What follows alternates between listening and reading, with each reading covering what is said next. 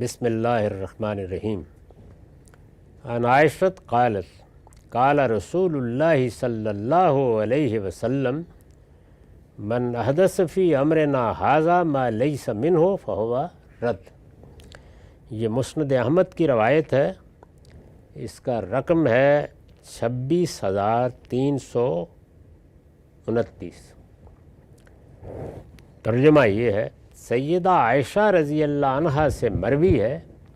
ام المومنین کی روایت ہے، انہوں نے بیان کیا کہ رسول اللہ صلی اللہ علیہ وسلم نے فرمایا، جس نے ہمارے اس دین میں کوئی نئی بات نکالی وہ رد کر دی جائے گی۔ اللہ تعالیٰ کو اس بات پر اصرار ہے کہ دین وہی ہے جو اس نے اپنے پیغمبروں کی وساطت سے دیا ہے۔ قرآن مجید میں بھی یہ مضمون جگہ جگہ مختلف الفاظ میں بیان ہوا ہے، اور یہ بتایا گیا ہے کہ اپنی طرف سے کبھی دین بنانے کی کوشش نہ کرو۔ اللہ نے جتنی ہدایت مطلوب تھی پیغمبروں کے ذریعے سے دے دی، اس ہدایت پر عمل کرنے میں کوئی حالات کے لحاظ سے مشکل پیش آئے تو اس کے اصول اور اس کے حقائق کو سامنے رکھ کر اجتہاد کرو گے، اپنی طرف سے اپنی خواہش سے کسی چیز کو اچھا سمجھ کر دین میں داخل کرنے کی صحیح کرو گے تو یہ اللہ تعالیٰ پر جھوٹ باندھنا ہے، یہ افتراء علی اللہ ہے۔ اس پر نبی صلی اللہ علیہ وسلم نے بھی بہت تنبیہ فرمائی ہے، اور قرآن مجید نے بھی جہاں پہ حرمتوں کی وضاحت کی ہے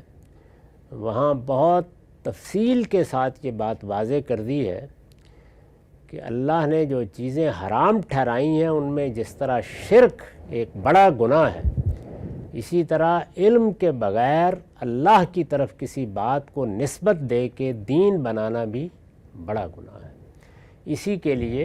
دو اصطلاحات ہمارے ہاں بن گئی ہیں، ایک شرک اور دوسرے بدعت۔ دونوں بڑے گناہ ہیں، یعنی نہ شرک کے قریب جانا چاہیے۔ اللہ تعالیٰ نے واضح طور پر اہل کتاب کو متنبہ کیا ہے کہ اگر جانتے بوجھتے شرک کا ارتکاب کرو گے تو یاد رکھو اللہ ہر گناہ کو اپنے قانون کے مطابق چاہے گا تو معاف کر دے گا، لیکن شرک کو معاف نہیں کرے گا۔ اسی کے قریب کی چیز بدعت ہے، اور بدعت کو افتراء علی اللہ کہہ کے یعنی اللہ پر جھوٹ باندھنا، شرک کو بھی یہی کہا ہے اور بدعت کو بھی یہی کہا ہے، دونوں کا رشتہ واضح کر دیا ہے کہ وہاں کیا ہے، وہاں یہ ہے کہ اپنی طرف سے کسی کو کوئی اختیار تفویض کر دینا، کسی کی کوئی حیثیت متعین کر دینا، یہ فلاں اللہ تعالیٰ کی خلق میں اس طرح شامل ہیں، یہ فلاں اس کائنات کے نظم میں یہ حصہ رکھتے ہیں، فلاں ہستی کے یہ اختیارات ہیں اور فلاں کے یہ اختیارات ہیں۔ یہ بات جو آدمی بھی کہے گا اور اللہ کی طرف سے کسی وضاحت کے بغیر کہے گا وہ جھوٹ باندھے گا اللہ تعالیٰ پر۔ تو اللہ تعالیٰ پر جھوٹ باندھنے سے بڑا جرم کیا ہو سکتا ہے؟ اسی طرح کا معاملہ اس وقت ہوگا جب دین میں کوئی چیز داخل کی جائے گی، اللہ تعالیٰ اس کو آخری درجے کا جرم قرار دیتے ہیں۔ چنانچہ سورہ اعراف میں جہاں حرمتوں کی وضاحت کی ہے وہاں آخر میں یہی کہا ہے کہ وَأَن تَقُولُوا عَلَى اللَّهِ مَا لَا تَعْلَمُونَ، تم اللہ کی طرف نسبت دے کر کوئی ایسی بات بیان کرو جو تمہارے علم میں نہیں ہے۔ علم کی بنیاد پر اللہ کی طرف بات کی نسبت کی جاتی ہے، یعنی وہ اپنے تصورات کی بنیاد پر نہیں ہو سکتی، خود کسی چیز کو اچھا یا برا قرار دے کر نہیں ہو سکتی، اس کے فوائد خود متعین کر کے نہیں ہو سکتی۔ وہ کرنا ہے دنیا کے معاملات میں کرو، اللہ نے اس کی عقل تمہیں دی ہے، وہ دائرہ کھلا ہوا ہے، لیکن اللہ کے دین کے معاملے میں یہ استدلال کیا ہی نہیں جا سکتا۔ وہاں جو کچھ کہنا ہے وہ بربنائے علم کہنا ہے، اور بربنائے علم کہنے کے لیے اب یا اللہ کی کتاب ہے یا پیغمبر کا ارشاد ہے، تو بتاؤ وہاں کہاں یہ بات کہی گئی ہے؟ اگر ایسا نہیں ہے تو وہ بدعت ہے، اور بدعت اگر داخل کرو گے دین میں تو اللہ کے ہاں وہ رد کر دی جائے گی۔ تم خیال کر رہے ہو کہ ہم نے تو بڑا اچھا کام کیا ہے، لیکن وہ قیامت میں منہ پر مار دی جائے گی، اللہ قبول نہیں کرے گا۔ اس پر میں نے حاشیہ لکھا ہے، یعنی کوئی نیا عقیدہ یا عمل دین میں داخل کیا یا پہلے سے موجود کسی عقیدہ و عمل کو کوئی نئی صورت دے دی، اس کو بدعت کہتے ہیں۔ دین میں کوئی عقیدہ داخل کر دیا،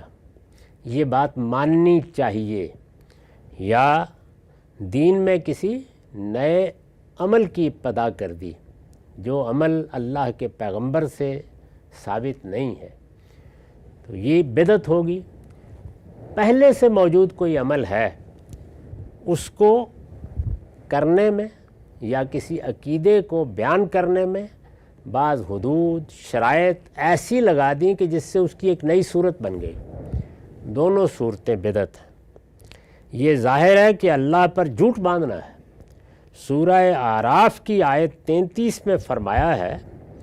کہ اللہ نے جن چیزوں کو حرام قرار دیا ہے ان میں سے ایک یہ بھی ہے کہ تم اللہ پر افترا کر کے کوئی ایسی بات کہو جسے تم نہیں جانتے، یعنی اللہ کی طرف سے تمہارے علم میں نہیں آئی، اس کی کتاب میں نہیں لکھی ہوئی، اس کے پیغمبر نے کبھی ارشاد نہیں فرمائی، تو آخر تم نے کیسے یہ جانا کہ یہ اللہ کے دین میں کوئی پسندیدہ بات ہوگی؟ اگر جاننے کا کوئی ذریعہ نہیں بتا سکتے تو پھر تم کیا کر رہے ہو؟ اس کو اگر اپنے پیروکاروں میں، اپنے سننے والوں میں دین کی حیثیت سے پیش کر رہے ہو، اسے رواج دے رہے ہو، اس کا دفاع کر رہے ہو، تو غور کرو تم اللہ پر جھوٹ باندھ رہے ہو۔ اسی کو اصطلاح میں بدعت کہا جاتا ہے۔ یعنی ہمارے ہاں بدعت کا مطلب عربی زبان میں نئی بات، یعنی خود لفظ میں کوئی خرابی نہیں تھی۔ رسالت مآب صلی اللہ علیہ وسلم نے جب مختلف اسالیب میں اس پر تنبیہ فرمائی اور یہ لفظ خود بھی استعمال کیا، جیسے کہ جو پیچھے حدیث ہم نے پڑھی تھی اس میں یہی لفظ استعمال ہوا ہے، اور یہ کہا گیا ہے کہ جس نے ہمارے دین میں کوئی نئی بات نکالی تو وہ بدعت ہے، اور کل بدعت ضلالہ، وہ گمراہی ہے۔ تو بدعت گویا رسالت مآب صلی اللہ علیہ وسلم کے اس بیان کے نتیجے میں ایک اصطلاح بن گئی، ورنہ نئی بات کے لیے عربی کا عام زبان کا لفظ ہے۔ اسی کو اصطلاح میں بدعت کہا جاتا ہے۔ چنانچہ دنیوی معاملات کے بارے میں جس طرح یہ طے ہے کہ ہر وہ چیز جس سے روکا نہیں گیا مباح ہے، یعنی اللہ نے اگر کسی چیز سے روکا نہیں ہے تو دنیا کی چیزیں اصلاً مباح ہیں، پھر دیکھنا پڑے گا اس میں کہ ہمارے علم و عقل کی روشنی میں ان میں کوئی خرابی ہے تو ہم بچیں گے اس سے، لیکن اللہ نے اس پر کوئی حکم صادر نہیں فرمایا۔ دنیاوی معاملات میں یہی اصول ہے، وہاں اس کی ضرورت نہیں ہوتی کہ اگر گاڑی پر سوار ہونا ہے، جہاز ایجاد کرنا ہے تو دین کا حکم معلوم کیا جائے، علم و عقل کی روشنی میں فیصلے کریں۔ دینی معاملات میں بھی اسی طرح طے ہے کہ ہر وہ چیز ممنوع ہے جس کے لیے کوئی بنیاد اللہ اور اس کے رسول کی ہدایت میں موجود نہیں ہے۔ دین میں الٹ ہے، یعنی وہاں یہ ہے کہ ہر چیز اصلاً جائز ہے، آپ فیصلہ کر لیں، آپ کے لیے بہتر ہے تو کر لیں، لیکن دین میں ہر چیز منع ہے جب تک کہ یہ نہ بتایا جائے کہ یہاں اللہ نے اس چیز کو مشروع فرمایا ہے۔ ہر وہ چیز جس سے روکا گیا ہے اس سے رکنا ہے، اور اللہ کے دین میں کوئی بنیاد موجود نہیں ہے تو آپ اپنی طرف سے اس کا فتویٰ نہیں دے سکتے۔ چنانچہ دنیوی معاملات کے بارے میں جس طرح یہ طے ہے کہ ہر وہ چیز جس سے روکا نہیں گیا مباح ہے، یعنی جائز ہے، دینی معاملات میں بھی اسی طرح طے ہے کہ ہر وہ چیز ممنوع ہے جس کے لیے کوئی بنیاد اللہ اور اس کے رسول کی ہدایت میں موجود نہیں ہے، یعنی یا وہ چیز ہونی چاہیے اور یا اس کا اجتہادی اطلاق سامنے آنا چاہیے، اس کی بنیاد ہونی چاہیے۔ امامت کا عقیدہ اور ان لوگوں کی تکفیر جو اپنے آپ کو مسلمان کہتے بلکہ اپنے مسلمان ہونے پر اصرار کرتے ہیں، اس کی دو نمایاں ترین مثالیں، یعنی جو بڑی بدعتیں لوگوں نے ایجاد کی ہیں ہماری امت میں، وہ یہ دو ہیں: مسلمان ہونے پر اصرار کرنے والوں کی تکفیر اور امامت کا عقیدہ۔ تو اب یہ فرمایا کہ اس طرح کی کوئی بات خود نکالو گے رد کر دی جائے گی۔ مطلب یہ ہے کہ اللہ اسے قبول نہیں کرے گا، وہ اس کے حضور میں رد کر دی جائے گی، تو قیامت میں اس کی کوئی قدر و قیمت نہیں ہوگی، اور الٹا اس کو ایجاد کرنے والا اللہ پر جھوٹ باندھنے کے جرم میں ماخوذ ہو جائے گا۔ تو اس سے اللہ کی پناہ مانگنی چاہیے۔ اس مضمون کی کچھ مزید روایتیں بھی آگے آ رہی ہیں۔